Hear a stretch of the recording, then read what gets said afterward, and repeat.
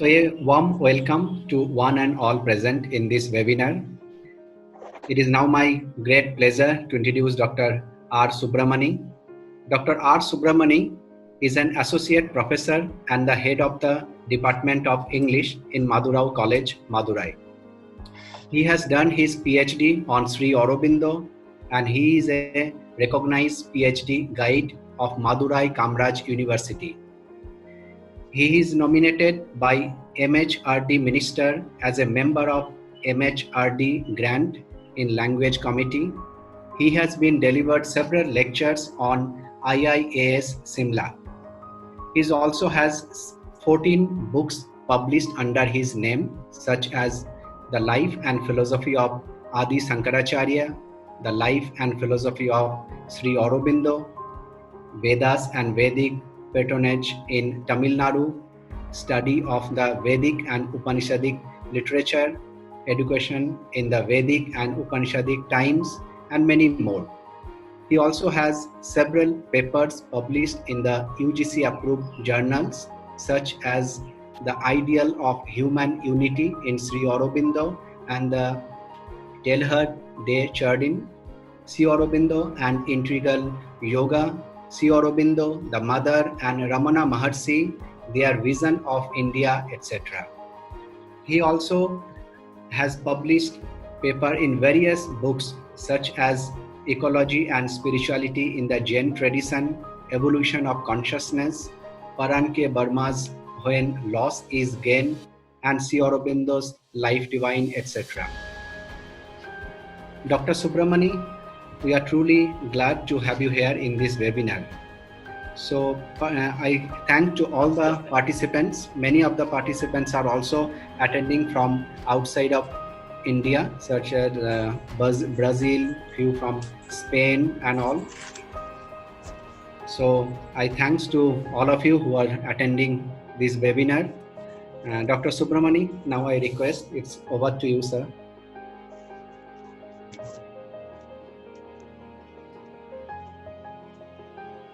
Namaste. Om Namo Bhagavate. Om Namo Bhagavate. As an academician, I have been teaching for the BA, MA, MPhil level for a little more than 2 decades. Whenever I ask students anywhere about Sri Aurobindo, they blink. Very few know about Sri Aurobindo. It is very unfortunate. Sri Aurobindo talked about Purna Swaraj or complete independence much before anyone else in among the Indian leaders. He went to jail for the Indian freedom.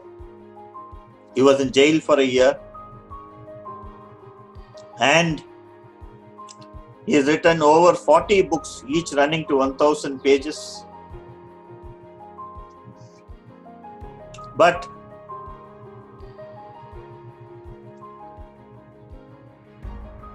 the younger generation, they are not familiar with this name. Now,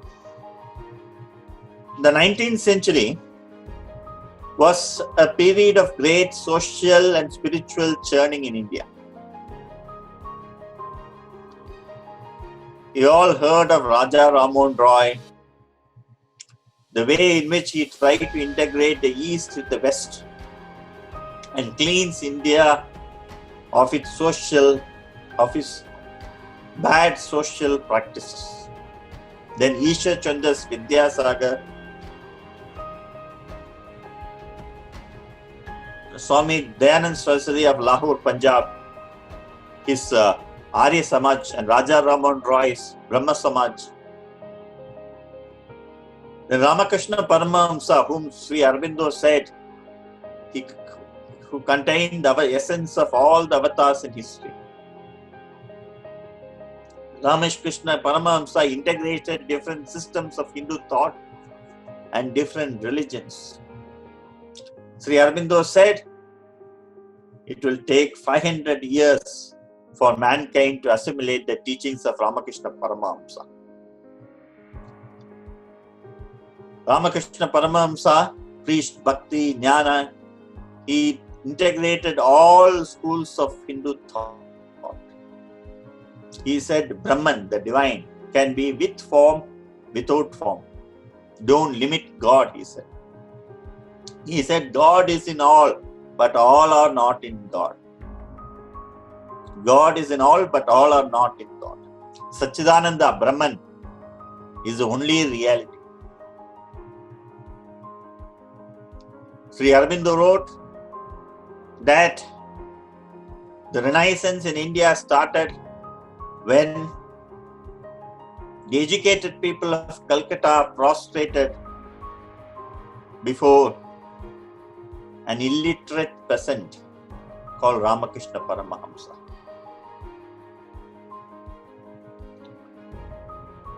Sri Aurobindo considered Ramakrishna Paramahamsa as an avatar.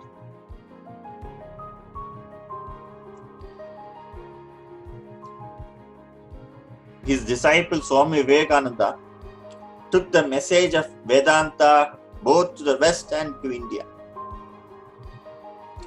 Under 1,000 years of slavery, Indians had lost their self-confidence. They had lost their moorings. Vivekananda's one major achievement was the unity and integrity of India. Sitting in Vivekananda Rock in Kanyakumari, the southern tip of India, he dreamt of the unity of India, unity of Bharatvarsha. Vivekananda, the 8 or 9 collected works of Swami Vivekananda published by Ramakrishna Math, his collected letters, and his collected letters must be read by one and all. Vivekananda said he spoke about the glory of India, but he was also critical of some of the social practices of India. He said, our religion is in the kitchen. We have confined women to home, to the kitchen for centuries. He said our religion is in the cooking pot. Our religion is don't touch me, son. He was very critical of Brahminical arrogance, caste hierarchy, untouchability.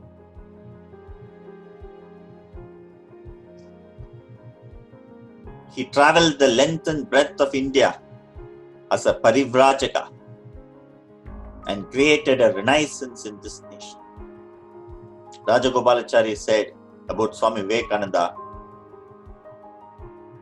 he saved the Hindu religion and he saved India.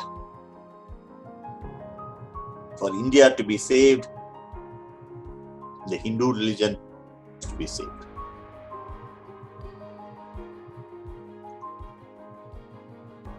Now, during this period, Sri Aurobindo was born, the late 19th century. His father, born in Calcutta, his father was a prominent doctor in East Bengal. His father sent his children to England on the condition that the children must not have any connection with Indian culture. Sri Aurobindo studied in England. He mastered Greek, Latin, Italian, French, and English. He was an ICS topper. He studied at King's College London and Cambridge University. He was an ICS topper. He chose not to join the ICS by deliberately boycotting the horse riding test, which was mandatory for all ICS probationers. He returned to India, worked under the Maharaja of Gaikwad, He was vice principal of Baroda College. He was professor of English and French. K.M. Munshi was one of the prominent students there. In the beginning, Sri Aurobindo was an agnostic. Slowly, he studied Sanskrit and Bengali. He studied Kalidasa. He studied the Upanishads, the Bhagavad Gita. He accompanied the Maharaja of Baroda to the Shankaracharya temple in Kashmir, where he had an Advaitic experience, which is described in his poem Advaita. The great Shankaracharya temple in Srinagar. Then, along the Narmada Valley, he had a vision of Kali in a Kali temple.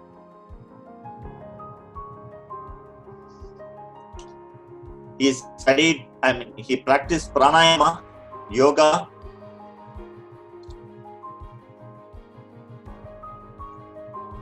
In the 1905, when Bengal was partitioned, he wrote articles in the journal Bande Mataram, popularizing the slogan of Bankim Chandra Chatterjee about Purna Swaraj. Aurobindo wrote about complete freedom. He was against the Congress party, which was an elitist party which petitioned the British regarding conducting ICS examinations. He said Congress should ask for Purna Swaraj. The British regarded him as a very dangerous person because his articles incited the younger generation to freedom. Young Jawaharlal Nehru read Bande Mataram articles far away in England and said he was deeply inspired by Sri Aurobindo. Netaji Subhash Chandra Bose also was inspired by the speeches and writings of Sri Aurobindo, and so many others. In the Alipur bomb blast case, there was a bomb blast in which a few Europeans died at the Alipur bomb blast case. Sri Aurobindo was the first accused. He was jailed in the Alipur jail. The jail, he said, was not a prison but an ashram where he had Sakshat Darshan of the Lord. The prison was not a prison but he thanked the British government.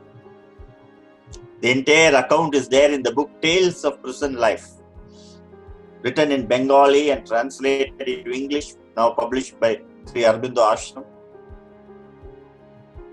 When you read the book, it is very difficult to perceive that it was written.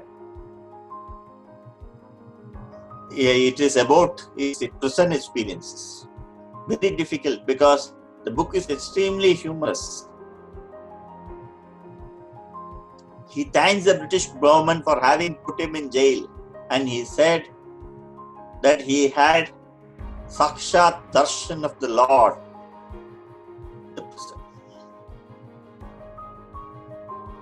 All sorts of inconveniences were there in the Alipur prison. But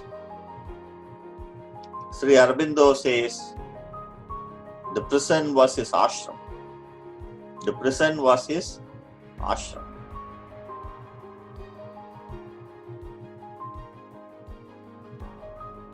Now, in the Alipur prison, Sri Aurobindo had the vision of Vasudeva, Lord Krishna. He saw Vasudeva everywhere. He saw Vasudeva in the jailer. He saw Vasudeva in the judge. He saw Vasudeva everywhere. After that, he was a different person. Chittaranjan Das, who was Sri Aurobindo's lawyer, said that Sri Aurobindo is not standing in the court of the British government. He is standing in the court of history. Centuries from then, people will hail him as the prophet of Indian nationalism, Chittaranjan Das said.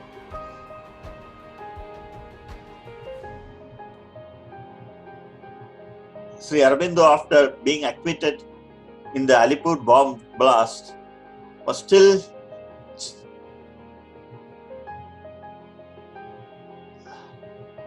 under the surveillance of the British. The British gave him a lot of problems. After being acquitted, he edited the journal Karma Yogin. In Karma Yogin, he speaks about the spiritual regeneration of India. The spiritual regeneration of India. And he says in that India is a mighty Shakti. This is a mighty, this is not an ordinary nation. We are not an ordinary nation, he states in Karma Yogi. This is a mighty Shakti. And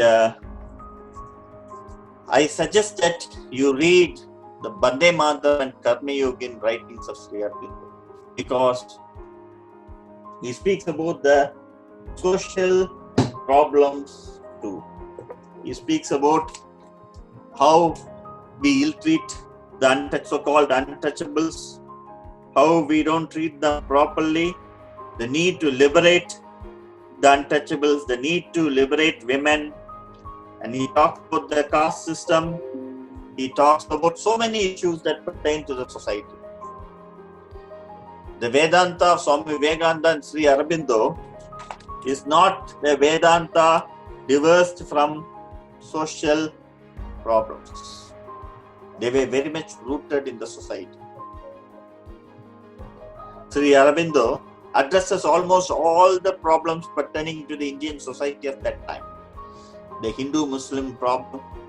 He asks Hindus to see Narayana in the Muslim.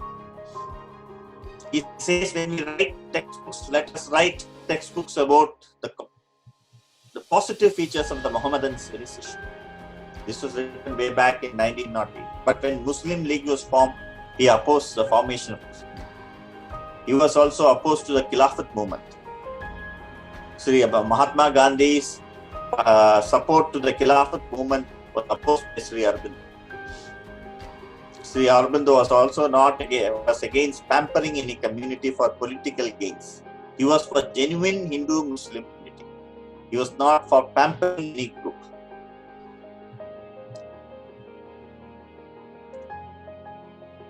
And so many issues relating to the problems of India are there in the Bande Mataram and Karma Yogin articles. And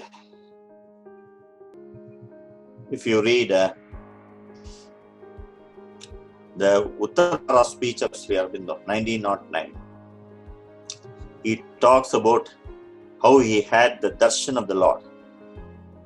Lord Krishna came to him in Alipur jail and told him that you were an agnostic first, but now in Alipur jail you had Sakshat darshan of the Lord, of me, Narayana. This philosophy of Vedanta was kept protected in the caves for centuries. It is up to you to take it to the world. Lord Krishna tells Sri Aurobindo, so long as Sanatana Dharma is there, India will be there. When Sanatana Dharma perishes, India will perish. I will lift the nation.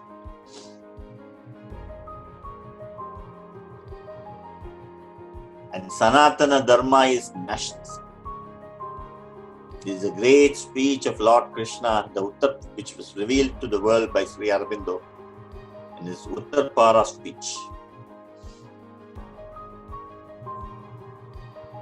Now, these early writings of Sri Aurobindo are much neglected. We have to take Bande Mataram articles and Karma Yogin articles very seriously. In Karma Yogin, he talks about the Gita's message, pravritti and nivritti, of overall development of the society, the spiritual and the secular development of the society,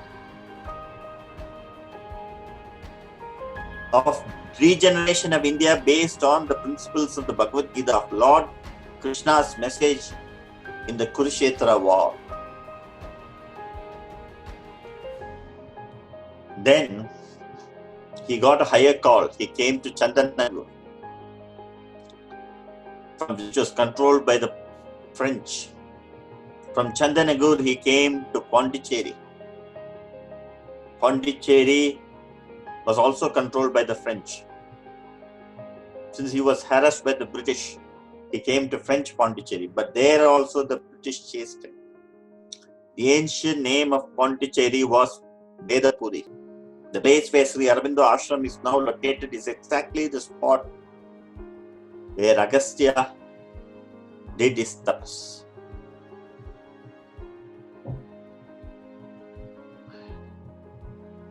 In Pondicherry, Sri Aurobindo did his supreme tapas, his Purna Yoga, the supramental yoga.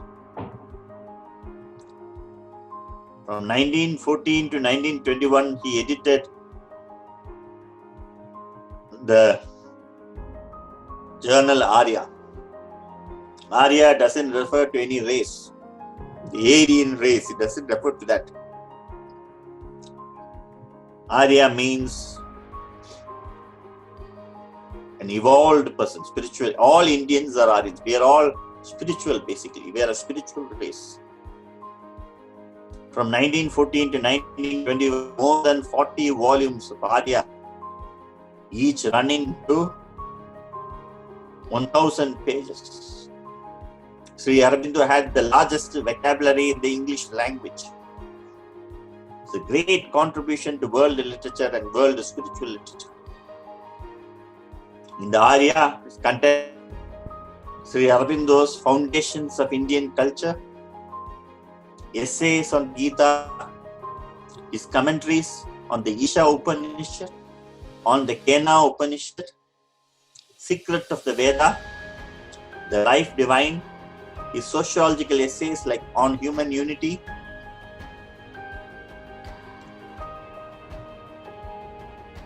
the Arya was written for mankind, for us. More than 40 volumes, each running to 1,000 pages. This is one. This is each volume would be something like this. More than 40 volumes. And in the Arya, one of the key texts of the Arya is Foundations of Indian Culture, and then the Life Divine. The Life and Synthesis, Foundations of Indian and essays on the Gita.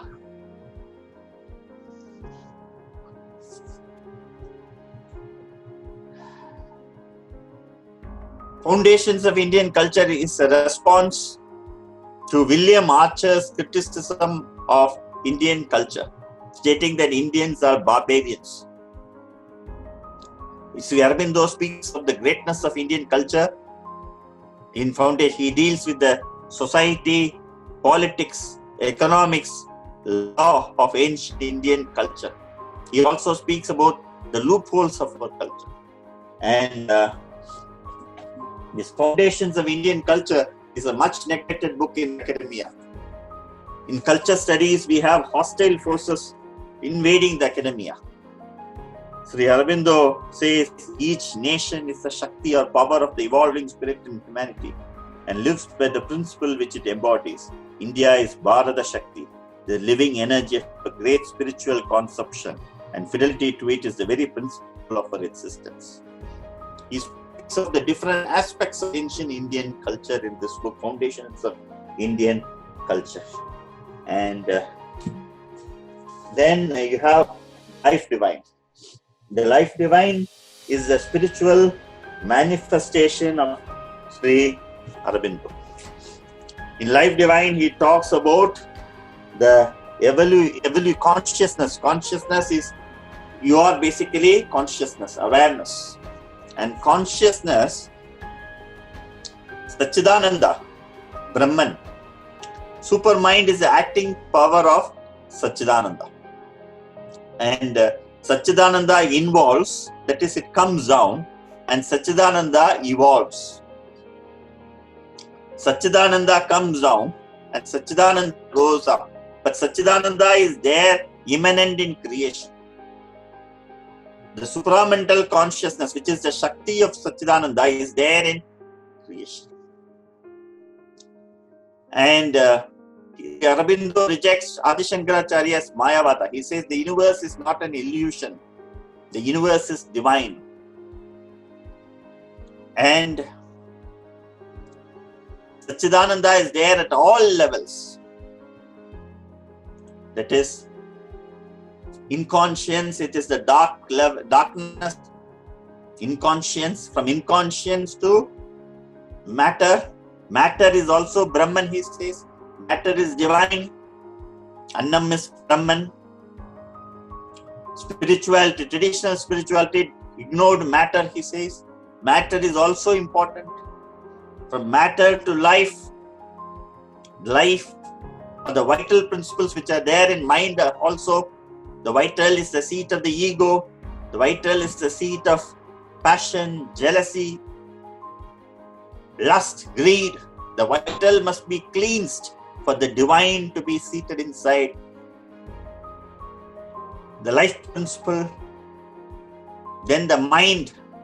The civilization we have created is mental civilization, of mental consciousness. But mental consciousness is an intermediate step. From mental consciousness, we have to go to a higher level of consciousness for harmony. Now, mind is the seat of the ego. Mind is an intermediate step. From mind, we have to go to higher levels of mind. Higher mind, illumine mind, intuitive mind, over mind, super mind. Super mind is mainly the stage in which there can be harmony. There cannot be harmony in the mind, which is divisive. Mind consciousness is ego consciousness. That is why there is disharmony everywhere. Now we are in an over-mind mental civilization. Over-mind is the region of the religions, which are divisive again. We have to go to supramental consciousness. This universe is not the creation of Brahman, it is the manifestation of Brahman. Maya is the Shakti of Brahman, in which Brahman limits itself in creation. In this manifestation, Brahman limits itself. Brahman becomes in conscience, veiling itself. Brahman becomes matter, veiling itself. Brahman becomes life, veiling itself. Brahman becomes mind, veiling itself. So we have the involution of consciousness, the involution of consciousness, evolution. It is a parallel process. But Satchidananda is there hidden in all stages.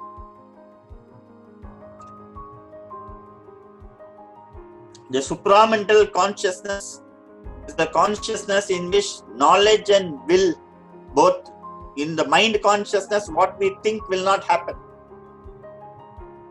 Knowledge and will are divorced. Knowledge and force are divorced. But in the supramental consciousness, knowledge and will are immanent, because this universe is nothing but the supramental, the super mind. The super mind has become this universe. And the super mind is realizing nothing but itself in this universe. The supramental consciousness, the Vedic Rishi saw it hidden by a golden lid. So Sri Aurobindo wanted to bring it down so that peace is established. The difference between integral yoga and traditional Vedanta is traditional Vedanta, few attained mukti, self-realization, but universe remained what it was. It did not change. In integral yoga, it is divine life in a divine body. All life is yoga. It is not an escape from life. It is leading a divine life here itself. Integral yoga integrates all systems and takes it beyond to the supramental consciousness. Supramental consciousness is the Shakti of Brahman, the divine. Divine consciousness is beyond time and space, but it limits itself to time and space here. In the supramental consciousness, knowledge and will are the same. It is divine will, it is the divine knowledge. There is no anxiety in the supramental consciousness because it knows the past, the present, and the future. It has Trikala Drishti. It lives in the bliss of the present. Whereas from the mind consciousness, there is anxiety because we either live in the past or in the future. We don't know the future. The mind is a very limited instrument, an egoistic instrument, a divisive instrument. Supramental consciousness is the unity of things. From the level of the supramental consciousness, there is nothing but unity. It is a spontaneous self-formation, self-arrangement, and one in many and many in one. The unity of things. The divine consciousness is transcendental consciousness, universal consciousness, and individual consciousness. We have to link ourselves with the transcendental consciousness, universal consciousness, individual consciousness. We have to link ourselves with the transcendental consciousness. We are now in the individual consciousness. The divine consciousness comes down to the level of the individual consciousness. There are 3 stages of evolution. That is the psychic change, the spiritual change, and the supramental change. Inside us is the evolving soul, the psychic being. We have to link ourselves with it. And then there can be a psychic change, for which the vital has to be cleansed. The vital consists of lust, greed, passion, and then the spiritual change. Third is the supramental change. And then the mother, the divine mother, arrived in Pondicherry in 1914 and surrendered. She was born in France, and Sri Aurobindo wrote a book, The Mother, in 1926. Mother returned to France in 1914, and then she returned to Pondicherry in 1920. Sri Aurobindo wrote a book, The Mother, in which she is nothing but the divine mother, Maheshwari, Mahakali, Mahalakshmi, Mahasaraswati. And she asks us in that book to surrender completely to the divine mother. And he says that the one whom we adore as the mother is the divine consciousness that dominates all existence. This is from the book Mother, written by Sri Aurobindo in 1926. The mother is the consciousness and force of the supreme, and far above all she creates. He says in this book, the supreme grace of the mother will act only in the conditions of the light and truth. It will not act in conditions laid upon it by the falsehood and ignorance. For it were to yield to the demands of falsehood, it would defeat its own purpose. The surrender, he says, the surrender to the mother should be total. It should not be, if you're behind your devotion and surrender, you make a cover for your desires, egoistic demands, and vital insistence, then you put these things in place of the true aspiration and mix them with it and try to impose on them the divine Shakti. Then it is idle to invoke the divine grace to transform you. He says Do not imagine that truth and falsehood, light and darkness, surrender and selfishness can be allowed to dwell together in the house consecrated to the divine. The transformation must be integral, therefore the rejection of all that withstands it. Reject the false notion that a divine power will do and is bound to do everything for you at your demand, even though you do not satisfy the conditions laid down by the Supreme. Make your surrender true and complete, then only will all else be done for you. All devotees of Sri Aurobindo and Mother must read the Mother published. This is another wonderful book which appeared in Aya, Essays on the Gita. It is about the Bhagavad Gita. It is a wonderful book written by Sri Aurobindo, and all of us must read the essays. And then Synthesis of Yoga, another great work by Sri Aurobindo, Synthesis of Yoga. And then finally his masterpiece, Savitri, the longest epic book ever written, Savitri. It deals with the Satyavan Savitri story. The character Ashwapati is nothing but Ashwapati's yoga is nothing but Sri Aurobindo's yoga. Savitri's yoga is nothing but Mother's yoga. In 1926, over mental consciousness descended on Sri Aurobindo, and Lord Krishna merged in him. After that, from 1926 to 1950, Sri Aurobindo attained Samadhi. And from 1926 to 1950, Sri Aurobindo was in a room doing the supramental yoga. Nobody has done this in human history. His attempt was to bring the supramental consciousness down. Finally, Mother brought it down in 1956. Until 1956, it was the over-mental creation. From 1956, it has been the supramental consciousness creation. Then, the golden lid separates, closest the supramental consciousness is hidden by a golden lid, as the Vedic seers saw it. Mother broke that golden lid and the supramental consciousness came pouring down. After that, it has been a new creation. 26 years, Sri Aurobindo was there in that room doing supramental yoga, Purna Yoga, the greatest yoga ever done. Sri Aurobindo and Mother as the greatest avatars who have ever descended down. Taken up the avatars, chapter in Essays on Gita, the avatars come down to raise the consciousness of Earth consciousness.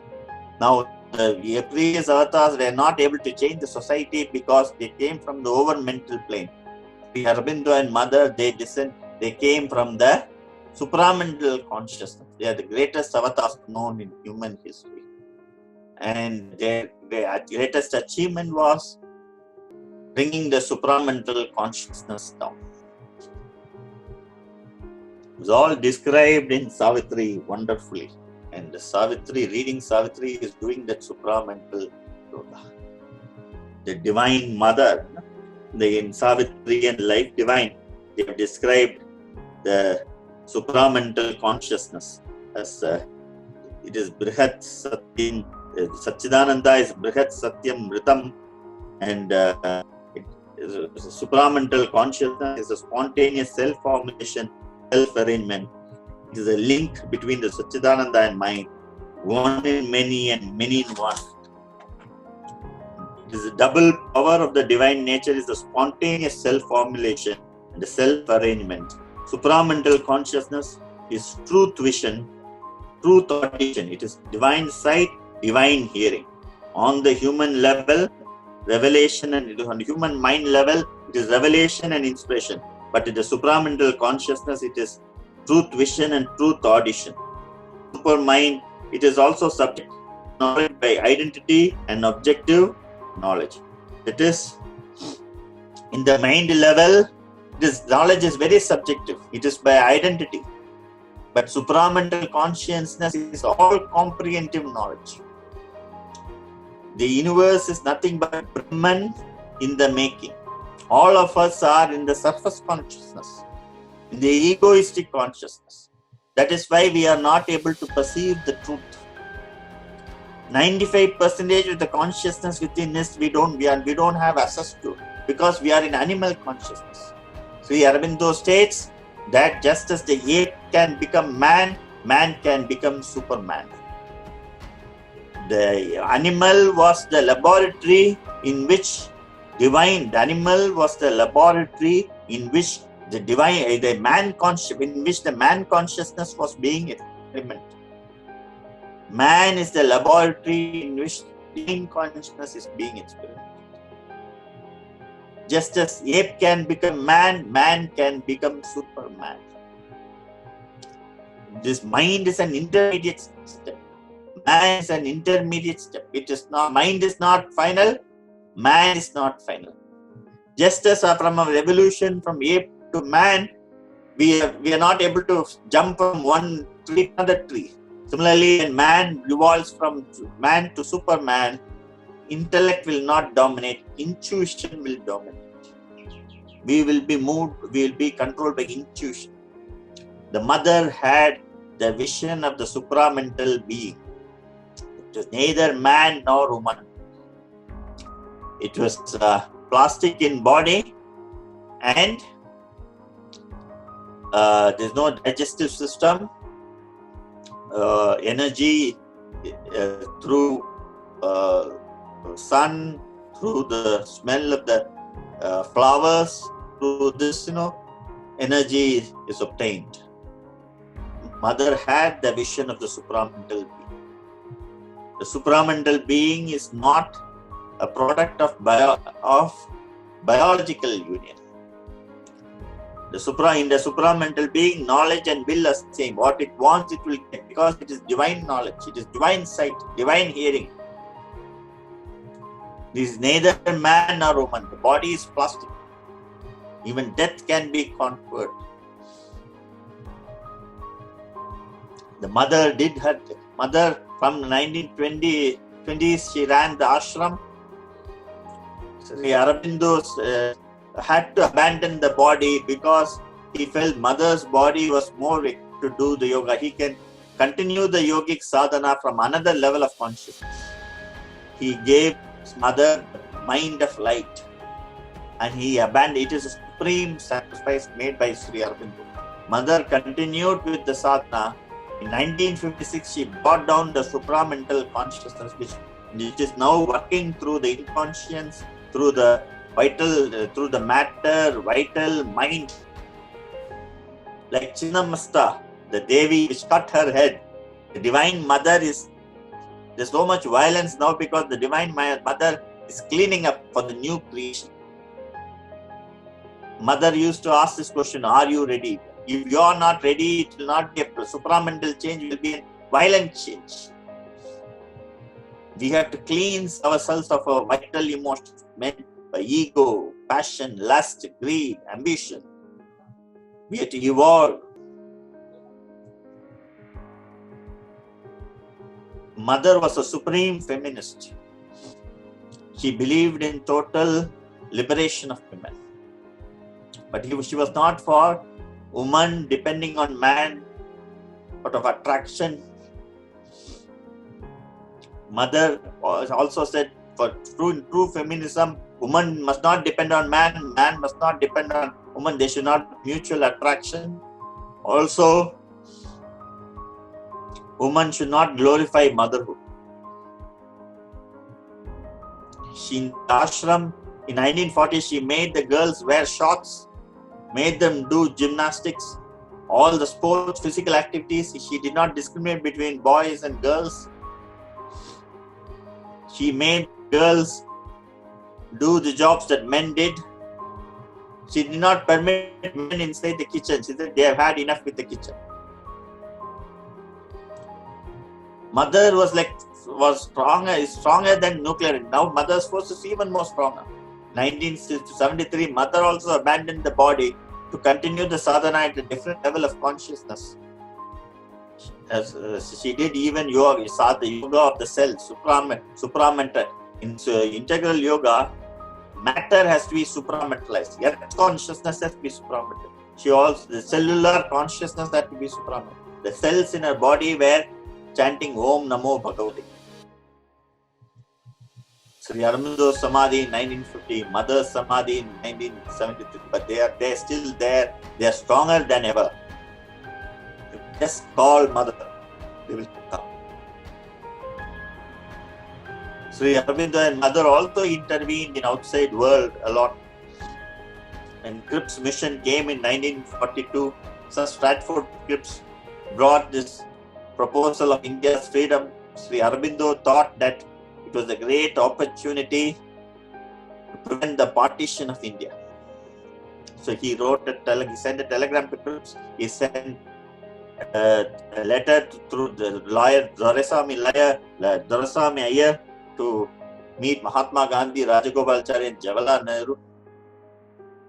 He asked the Congress leaders to accept Cripps' mission, but the Congress rejected Cripps' mission. Mother said, the divine has given us this proposal. If we reject, then calamity will befall India. The partition of India led to the greatest mass migration in history. More than 1 million people died. Even though Kashmir is a problem. K. Munshi said that if we had accepted Cripps' mission, there would have been no Kashmir problem, there would have been no refugee problem, there would have been no partition. Mother guided Srimati Indira Gandhi, the then Prime Minister of India during the Bangladesh war. Srimati Indira Gandhi was a devotee of the Mother. And Mother said that Pakistan will break into 5. And all the 5 parts will try to merge with India. It will be a confederation. Mother said that there's only one truth. That there's only, and that truth, this idea that there's only one truth, that is the divine is the only reality, that only in only one nation knows, that is India. In India, the simple peasants are far more spiritually evolved than the aristocrats of Europe. India has understood that the divine is there in everyone. Sarvam Kalvidam Brahma, said Yajnavalkya to Upanishads. And then the Second World War, which Sri Aurobindo said was Mother's war, Churchill was a medium of Sri Aurobindo. And Hitler was the lord of falsehood. And Mother was instrumental in the death and destruction of the Asura called Hitler. Churchill often said, above me beat invisible wings. Sri Aurobindo was Sri Aurobindo's medium to defeat Hitler. The universe would have collapsed without Mother's supreme sadhana. She bore the blows of the world. She was a mother of the gods and goddesses. The gods and goddesses used to wait to get the darshan of the Mother. She was the supreme mother. Lord Krishna used to come and sit at the lap of the Mother. Ganesha used to request Mother for this or the other. She is Aditi, the god, mother of the gods and goddesses. Mother's force is far more powerful now than when she was there in flesh and blood. And you feel the supramental consciousness flowing everywhere. Knowingly or unknowingly, we are breathing the supramental air, the supramental force. These more than 40 volumes written by Sri Aurobindo, all those great writings, his discovery of the supramental, after the Vedic rishis, it was Sri Aurobindo who discovered the supermind. His rhythm, chit, and it is the source and the keeper of law of the world. The whole development is predetermined in its self-knowledge. From the perspective of supermind, everything is harmony. From the perspective of the mind, there is a struggle. From the perspective of the supermind, everything is harmony. Everything is a succession of developing harmony. Everything is a succession of developing harmony from the supramental consciousness. From the mind consciousness, when we see struggle, when we see tension. But the supramental consciousness, when we see, there is nothing but harmony. It is a harmony worked out by time in terms of forms and forces. The The super mind creates out of its own, out of itself. It is the entire world is a creation from itself. The Upanishads say that just as a spider uses its saliva to create the web, Brahman creates the world using his own material. The supramental consciousness uses itself to create, and it enjoys the creation. It is in a state of bliss. The Upanishads say we are born from bliss. We live in bliss. Our real nature is bliss. And from the mind consciousness, it is not so. From the supramental consciousness, it is nothing but harmony. It contains and pervades all.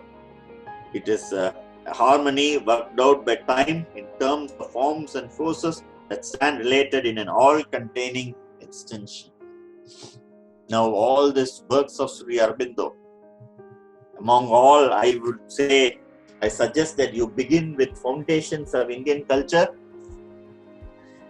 and then Essays on Gita,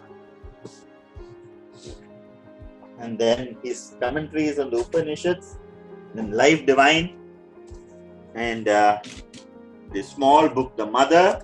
This is a very good introduction to Sri Aurobindoian thought. Essays, Divine and Human. It is there in collected works. Foundations of Indian Culture is very important for students. It must be prescribed everywhere. Now, we don't know about the greatness of our own culture. We are uprooted from our own culture.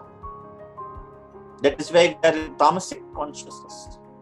Sri Aurobindo writes about the greatness of ancient Indian polity, of the legal system, the political system, the economic system, about our literature, about Kalidasa, about Sanskrit drama, about the Itihasas, Mahabharata, Ramayana, about the Upanishadic stories, about the Vedas. We must all study foundations of Indian culture. We must be proud of our own cultural tradition. He tried to integrate, Sri Aurobindo tried to integrate East and the West. He said East is concentrated on spirit, West concentrated on matter. There should be an integration of matter with spirit.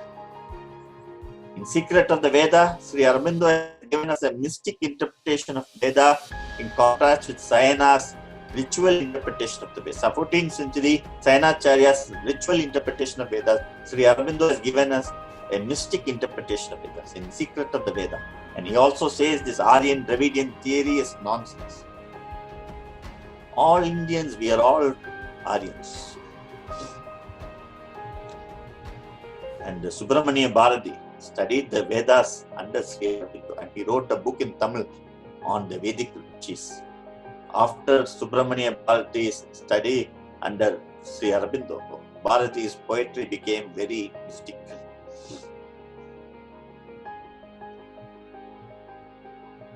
We are so fortunate to be born in this Bharatvarsha. India is a mighty Shakti. Mother said, India will be the guru of the world. Sri Aurobindo has given us 3 tasks. One is recovery of ancient Indian thought. Another, making it into new forms of literature, philosophy, art, sciences. Third is solving the problems of ills of India using ancient Indian knowledge. And then Sri Aurobindo and Mother, their greatest contribution is bringing the supramental consciousness down. The supramental consciousness is nothing but unity. We must see unity in everything. Mother said we must see the divine behind the good, the divine behind the evil also, because there is even behind the evil the divine is there. We must have that kind of vision. Everything has a divine purpose. And Savitri, we must study Savitri and the life divine every day. Savitri and the life divine. And Life Divine is such a wonderful book. Each chapter contains, it starts with quotations from Vedas, Upanishads, Bhagavad Gita, Tantra, and it's a book of books. Then Savitri, the greatest poem ever written. And nobody has done this kind of supramental yoga that they have done nobody has done in history. We have to profit from this. They have done this for us. We have to surrender to Mother completely, without any selfishness. And Mother's force is pouring everywhere. And Sri Aurobindo is the highest level of consciousness. Surrendering to consciousness, consecrating up. Sri Aurobindo says in Essays on Gita, the real yajna is consecrating ourselves to the divine. Each action, all life is yoga. Mother played tennis, even playing tennis was yoga. And what supramental avatars, what kind of yoga they did. It is all for us. We have to profit from this. So, students, academicians, the people in Delhi, we must all study Sri Aurobindo. Our education system has neglected Swami Vivekananda. Sri Aurobindo saying that they are all dealing with Hinduism, as though it is something very bad. We have to write history from Sri Aurobindoian perspective, because he has written so much on sociology and history. He has written about the social evolution, how society has evolved from the beginning, on human unity, the religion of humanity. So many books that he wrote on sociology. Then synthesis of yoga. Nobody has done so much to spiritual literature. So many has contributed so much to spiritual and secular literature of the world. This Bharatvarsha is a Punya Bhumi. This is the land of the Vedas and Upanishads. And the supreme Avatas, Sri Aurobindo and Mother, when we surrender ourselves completely to them, it is when we consecrate ourselves completely to them, then the divine will be seated within us. Once the divine is seated within us, the three changes, the psychic change, spiritual change, supramental change. All these changes will be. Sri Aurobindo states in Renaissance of India, the spirituality is the keynote to understanding India. So understanding India from a spiritual perspective and becoming spiritual ourselves, understanding the self within us and seeing the self, the same self, the Brahman within everyone. Sarvam Kalvidam Brahman, Brahma, said Yagnavalkya. Realizing that Sarvam Kalvidam Brahma. By this we can create harmony and we have Samadarshan. So, Om Namo Bhagavate. Let us surrender ourselves completely to Sri Aurobindo and Mother. I thank Auro University Surat for having given me this opportunity to share about integral yoga. I thank all here. Om Namo Bhagavate. Om Namo Bhagavate. For your inspiring and enlightening speech. Sir, can we have some question and answer? Yes, sir. Yeah, so 5-10 minutes we can spend Sure. for question and answer. I'll request all the participants who wants to ask question, they can raise their hands, and I'll request Manish ji, you can unmute and they can speak directly with Dr. Subramani.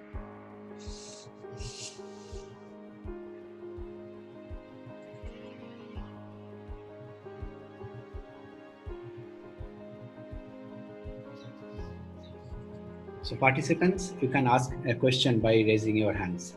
Yes, Monica ma'am is here. Manish ji, if you can unmute Monica ma'am's audio.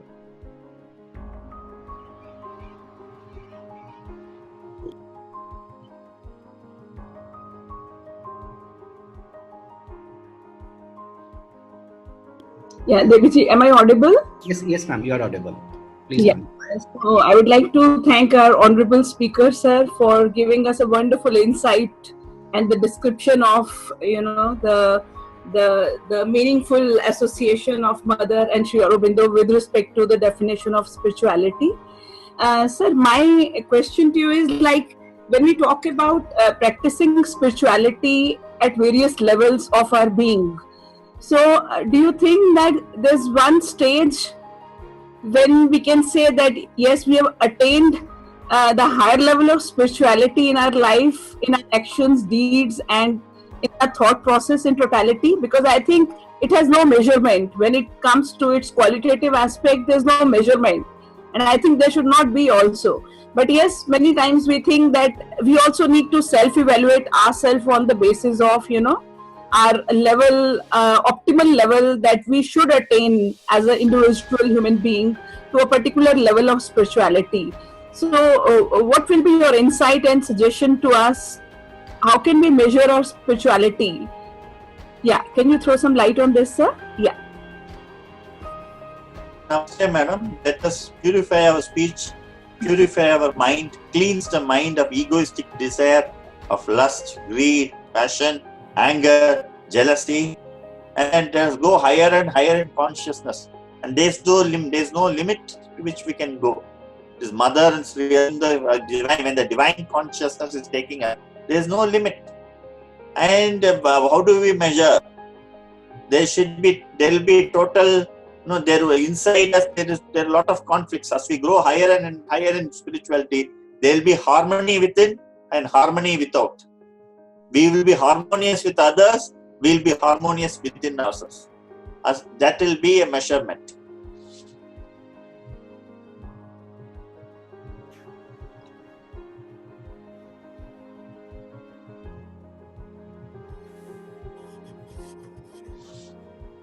Have I made my point, madam? Yes, sir. Sure, sir. Sure. Yeah. Thank you.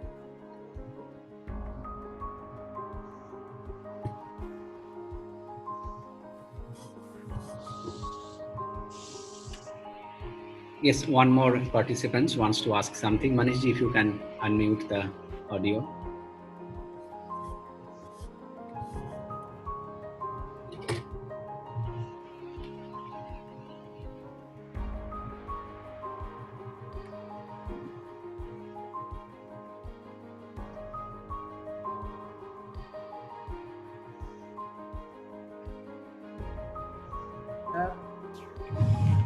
I am from Hejra College, English professor. Hello, sir. Hello, sir. Sir, I have a doubt there. Is there any relation between Maharishi Mahesh Yogi, transcendental meditation, and Sri Aurobindo supramental consciousness? Is there any link? Supramental consciousness is different. Meditation, all these things help to calm the mind so that the divine can be seated. Is the beginning of any type of yoga. When the mind is calm, and the divine work within us. When the mind is restless, the mind is agitated, the divine cannot work within us. So meditation helps in the beginning.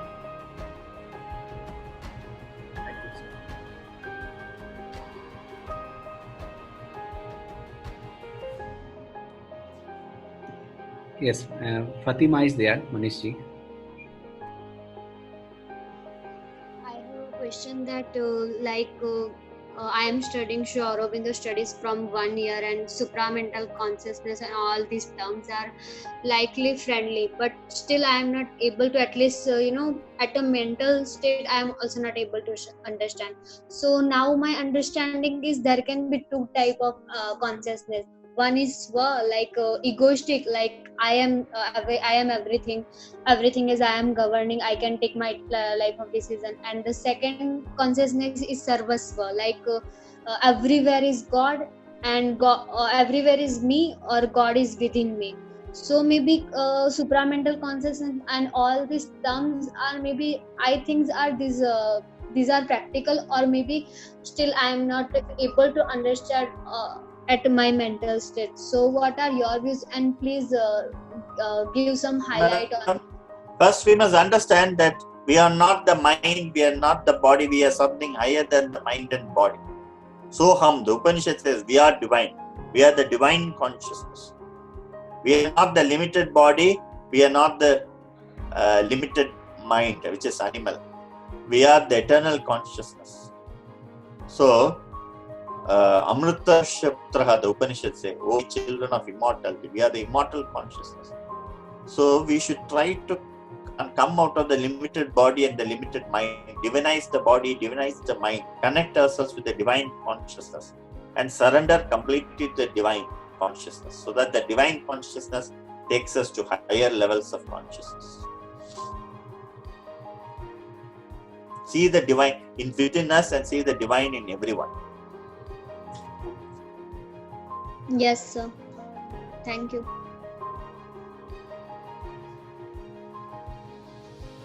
So, any more questions from participants' side?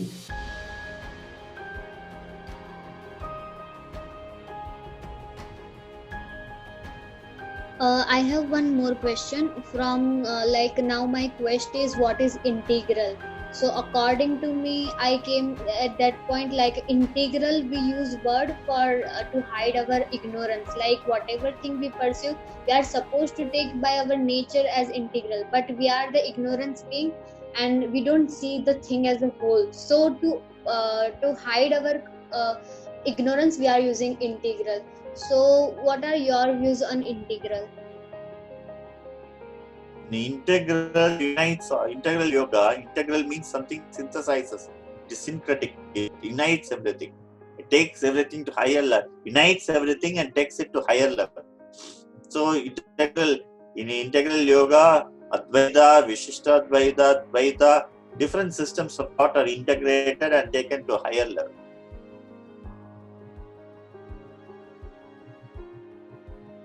Yes, sir. Thank you.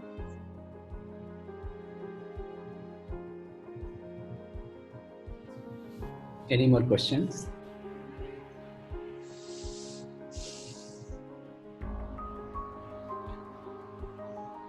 So many people participate in this webinar from even from India, apart from India, Spain and Brazil.